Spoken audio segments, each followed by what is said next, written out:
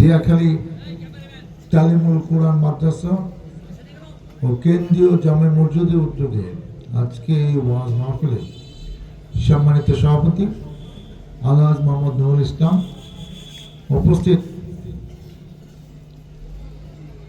রাজনৈতিক দলের নেতৃবর্গ, এলাকার মুরব্বিয়ান, মুসল্লি ভাইরা, আলাদা প্যান্ডেলে এবং বাড়িতে বসে যে সকল মা বোনেরা আমার এই বক্তব্য শুনছেন, আসসালামু আলাইকুম।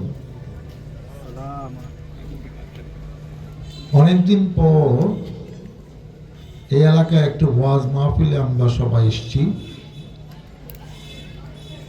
এবং আত্মবিশ্বাস নিয়ে আসছি যে এই ওয়াজ মাহফিলটা যারা আয়োজক তারা তাদের ইচ্ছা মতো সময় বিভিন্ন ওলেমে একটা আমাদের বক্তব্য সমাপ্ত শেষে সুন্দরভাবে পরিসমাপ্তি ঘটবে। বিগত 15, 16, 17 বছর অনেক ওয়াজ মাহফিল অনেক এলাকায় করতে পারেন নাই, করতে দেওয়া হয় নাই। এদেশে 90% উপরের লোক মুসলমান। সেই মুসলমান দেশে মুসলমান শাসকরা ইসলামের কথা, মুসলমানের কথা, আমাদের প্রিয় নবী রাসূলদের আদর্শের কথা, নীতির কথা, নৈতিকতার কথা, আমাদের ইসলামের মূল স্তম্ভ কলেমা, নামাজ, রোজা, হজ, যাকাত, সেই সবের কথা, আমাদের নৈতিক চরিত্রের কথা, আমাদের পিতামাতার প্রতি কর্তব্য কি, আমাদের প্রতিবেশীর প্রতি দায়িত্ব কি, আত্মীয় স্বজনের প্রতি আমাদের কেমন ব্যবহার করা উচিত, সেসব যে বক্তারা, ইসলামী বক্তারা আমাদেরকে মন খুলে, প্রাণ খুলে বিভিন্ন বিশিষ্ট ব্যক্তিদের, ওলামা একরামদের, প্রিয় নবী রাসূলদের বয়ান আমাদের সামনে উপস্থাপন করতেন, তাদেরকে কথা বলতে দেওয়া হয় না। আমরা মিজানুল রহমান আজহারীর কথা জানি, আমরা তারিক মনোয়ার সাহেবের কথা জানি, দেলোয়ার হোসেন সাঈদী জেলে যাওয়া পর্যন্ত তার কথা জানি। এইসব নাটক বিভিন্ন জায়গায় হয়েছে এবং অনেক জায়গায় প্যান্ডেল ভেঙে দেওয়া হয়েছে, অনেককে প্যান্ডেল থেকে গ্রেপ্তার করা হয়েছে, অনেক জায়গায় বিএনপি নেতাকর্মীরা যেসব অনুষ্ঠান আয়োজন করেছে তাদেরকেও গ্রেপ্তার করা হয়েছে, কিন্তু লাভ কিন্তু হয় নাই। এইসব করে আপনি ওলামা একরামদের মুখ বন্ধ করতে পারেন না এবং 15 বছরে যত ওয়াজ না হয়েছে, আমার কাছে মনে হয় যে 2-3 বছরে তার চেয়ে বেশি ওয়াজ হবে সারা বাংলাদেশের প্রত্যেকটি এলাকায়, প্রত্যেক অঞ্চলে। এবং আমরা কোন উপলব্ধি করি যে জোর করে কারো মুখ বন্ধ করলে আলটিমেটলি এটা লাভ হয় না। এবং দেখেন, এক সময় আমরা পালিয়ে পালিয়ে থেকেছি, এলাকায় আসতে পারি নাই। অনেক সময় আমার মা মারা গেছে, সে জানাজাতে প্রথম দিন শরীক হতে পারি নাই। অনেকে আছেন তাদের পিতামাতার জানাজাতে থাকতে পারেন নাই, তার বাবা মা অসুস্থ ছিল কিংবা হাসপাতালে ভর্তি ছিল, তাকে দেখভাল করতে পারেন নাই। কোনো পারিবারিক অনুষ্ঠানে অনেকে যেতে পারে নাই। এখানে মঞ্চে যারা বসে আছে এমন কেউ নাই যার নামে কোনো মামলা নাই। এখানে বেশিরভাগ নেতাকর্মীর নামে মিথ্যা মামলা হয়েছে। আমাকে 3 বার জেল খাটতে হয়েছে। আমার নামে এখনো 53টি মামলা আছে। সরকার বলছে এই মামলা নাকি প্রত্যাহার হবে, কবে হবে জানি না। তো এই যে এইসব জুলুম অত্যাচারের মধ্যে মনে হচ্ছে যে কারাগারটা একটা ছোট্ট জায়গা, সারা বাংলাদেশে একটা জেলখানা ছিল। আপনি যেখানে যান পুলিশ সেখানেই আপনাকে খুঁজছে। আমরা যখন কোনোভাবে পেরে উঠতাম না, পালিয়ে থাকতাম, যেখানে পালিয়ে থাকতাম সেখানে যখন রাতে নামাজ পড়তাম, আল্লাহর কাছে দোয়া করতাম, কান্নাকাটি করতাম, যে আল্লাহ তোমার ইশারা ছাড়া একটা গাছের পাতারও নড়ে না। তো এই জালিম সরকার যে হাজার হাজার সাধারণ মানুষ, বিএনপি নেতাকর্মীকে গুম করেছে, খুন করেছে এবং আয়না ঘরে শত শত হাজার হাজার মানুষকে আটকে রেখেছে 5 বছর, 7 বছর, 8 বছর। তার পরিবার জানে না, তার সন্তান জানে না তার বাবা কোথায় আটক আছে, তার কারো স্বামী জানে না, কারো স্ত্রী জানে না তার স্বামীকে কোথায় আটকে রাখা হয়েছে। কাউকে ফেরত পাওয়া গেছে, বেশিরভাগকে ফেরত পাওয়া যায়নি। এই কাজগুলা অন্য একটা বিদেশি শক্তি আজকে পাকিস্তানিরা করতো, তাদের বিরুদ্ধে যুদ্ধ করে আমরা স্বাধীন হয়েছে। কিন্তু যে স্বাধীনতা আমরা পেলাম 71 সালে 30 লক্ষ শহীদের বিনিময়ে, 2 লক্ষ মা বোনের ইজ্জত গেল, এই কি স্বাধীনতা? এর নাম গণতন্ত্র? আপনি দেখেন আজকে 1500 তরুণ ছাত্র, শ্রমিক, জনতা আন্দোলন সংগ্রাম করে আমাদেরকে দেখিয়ে দিল আমরা যে 15 বছরে 16 বছরে যে আন্দোলন সংগ্রাম করে একটি জালিম সরকারকে বিদায় করতে পারি নাই, এই তরুণ ছাত্ররা দেখিয়ে দিল যে কিভাবে আন্দোলন করতে হয়, কিভাবে একটা জালিম সরকার বিদায় নিতে হয়। তারা আমাদেরকে শিখালো, তাদেরকে আমি স্যালুট জানাই। শুধু তাই না, 15,000 ছাত্র, জনতা, শ্রমিক পঙ্গু হয়েছে। কারো এক চোখ নাই, কারো 2 চোখ নাই, কারো 1 হাত নাই, কারো 2 হাত নাই, কারো 1 পা নাই, 2 পা নাই। অনেকে কঠিন অসুখে এখনো হাসপাতালে বাসায় শুয়ে আছে। আজকে এই যে 1500 নিহত হলো, 15,000 আহত হলো, পঙ্গু হলো, এই দায়িত্ব কার? আজকে তাদের রক্তের বিনিময়ে আজকে আমরা এখানে দাঁড়িয়ে কথা বলছি। হয়তো একসময় একটি রাজনৈতিক সরকার আসবে, আমাদের সবার দায়িত্ব এই পরিবারগুলোর পাশে থাকা। তাদের জন্য রাষ্ট্রীয়ভাবে কত টাকা দিবে সেটা আমি জানি না, কিন্তু আমরা সবাই যেন এদের পরিবারের পাশে থাকি এবং যারা শহীদ হয়েছে, আহত হয়েছে, তাদের নামে কোনো শিক্ষা প্রতিষ্ঠানের ভবনের নাম, কোনো লাইব্রেরির নাম, কোনো রাস্তার নাম, কোনো রাস্তার মোড়ের নাম আমরা অব্যাহতভাবে দেওয়ার প্রত্যাশা প্রত্যয় ব্যক্ত করছি। শুধু তাই নয়, এই সাভারে শেখ হাসিনা পালিয়ে অলরেডি ভারতে চলে গেছে, তারপরও 70-80 জন ছাত্র, শ্রমিক, জনতা 2 থানা আক্রমণ করতে গিয়ে মারা গেছে। আপনারা বিশ্বাস করবেন না, আমরা এইসব ভিডিও আছে, দেখলে কষ্ট লাগে। সেই কথা হয়তো আমি বেশি বলতেও পারবো না, বলতে চাইও না। পুলিশ সামনের থেকে যেরকম একের পর গুলি করে মেরে ফেলছে, সে বলছে যে আমরা সারেন্ডার করছি।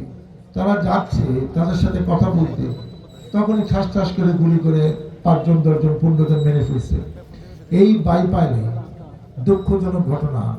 একজন পুলিশ কর্মকর্তা, যিনি ঢাকা বিশ্ববিদ্যালয় থেকে মাস্টার ডিগ্রি পাশ করা, আব্দুল আল কাফি, এডিশনাল এসপি থাকা অবস্থায় 6 জন ছাত্রকে গুলি করে হত্যা করে 5 আগস্ট ভ্যান গাড়িতে তাদেরকে শোয়ায়ে পেট্রোল ঢেলে আগুন লাগিয়ে দিছে, যাতে তার পরিবার কোনো চিহ্ন না পায় যে এই ছাত্র আসলে মারা গেছে কিনা। তে আর কেউ না দেখুক, মন আল্লাহ তো দেখেছে। আমাদের সৌভাগ্য সেই ভদ্রলোক ধরা পড়েছেন। আপনারা দেখেন, তার দৃষ্টান্তমূলক বিচার হবে। যে বিচার সে চিন্তাও করে না, হয় তার ফাঁসি হবে, নাহলে তার 2-4টা মামলা তার যাবজ্জীবন কারাদণ্ড হবে, এটা আমি নিশ্চিত। তো এই যে আপনি অতি আগ্রহী হয়ে একটা পুলিশ কর্মকর্তা গুলি করে মেরে ফেললেন ছাত্রদের, আবার তাকে আগুন ঢালে দিলেন, এত ক্ষমতা আপনার? এটা স্বাধীন দেশ নাকি এটা ভারতের অঙ্গরাজ্য? তো এটা আমরা আগে বলতে পারি নাই। এখন আপনারা রিয়েলাইজ করেন যে কোন জালিম সরকারের আন্ডারে আমরা ছিলাম। এবং আমরা পরবর্তীতে শুনেছি, দেখেছি, ভিডিওতে এইসব জিনিস বয়ান আছে। সে আর্মিকে, পুলিশকে নির্দেশ দিচ্ছে যে 1000 লোক মেরে ফেলো, কিন্তু আমি ক্ষমতা ছাড়বো না। আমি তাকে বাধ্য হয়ে বলছে যে আপনি যদি ক্ষমতা থেকে না যান, তাহলে আপনাকে এই দেশে মারা যেতে হবে। ডিসিশন আপনার, আপনি এই দেশে মারা যাবেন না দেশ থেকে পালিয়ে যাবেন। উনি কিন্তু পালিয়ে চলে গেছেন। এবং দেখেন তার বিবেকটা কোন পর্যায়ে, সেখানে বসে বসে হুঙ্কার দেয় যে কোনো সময় নাকি ফুট করে ঢুকে যাবে। এবং জনগণ নাকি তাকে এখনো প্রত্যাশা করে। আওয়ামী লীগের লোকরা ফোনে ফোনে অনেকে এখনো বলে তাদের আপা নাকি খুব তাড়াতাড়ি চলে আসবে। আমি অনেক বই পড়েছি জীবনে। আমি ক্যাডেট কলেজে পড়েছি, মেডিকেল কলেজ থেকে, মেমিসি মেডিকেল কলেজ থেকে আমি ডাক্তারি পাশ করেছি, বিসিএস পাশ করে 4 বছর চাকরি করেছি। আমি 96-এ আপনাদের ভোটে প্রথমবার এমপি হয়েছি। তারপর 2001 সালে আপনাদের ভোটে দ্বিতীয়বার এমপি হয়েছিল। 10 বছর এমপি ছিলাম, আমার বাবা 79 সালে এমপি ছিলাম, আমার ছোট ভাই 2বার চেয়ারম্যান ছিলেন, একজন উপজেলা চেয়ারম্যান ছিলেন। আমরা একটা রাজনৈতিক পরিবারের সন্তান, অনেক বই পড়েছি। পৃথিবীর ইতিহাসে নাই যে একজন সরকার প্রধান পালিয়ে গেলে 300 এমপিও সাথে সাথে পলাইছে। কেন রে বাবা তোরা পলাস কেন? তোরা না জনগণের ভোটে এমপি, চেয়ারম্যান, মেম্বার, উপজেলা চেয়ারম্যান, কমিশনার, মেয়র, তখন 500 করে 7 লাখ করে সিল মারছ, তখন জনগণের সরকারতে পলাইছ কেন? জনগণের কাছে যা যে ভাই আপনার তো আপনার ভোট দিয়ে বানাইছিলেন, এখন আমাকে মানুষ মারে, পলায় গেছে কেন? আমরাও এই 17 বছর অনেক স্বপ্ন দেখছি, সব স্বপ্ন সবার পূরণ হয় না। তাদের স্বপ্ন একটা নির্বাচিত সরকার যখন চলে আসবে তখন তাদের আর স্বপ্নটুকু থাকবে না, তখন কেউ জমি যা আছে বেচা বেচা অন্য দিকে থাকি, এখন তার দেশে থাকা যাবে না।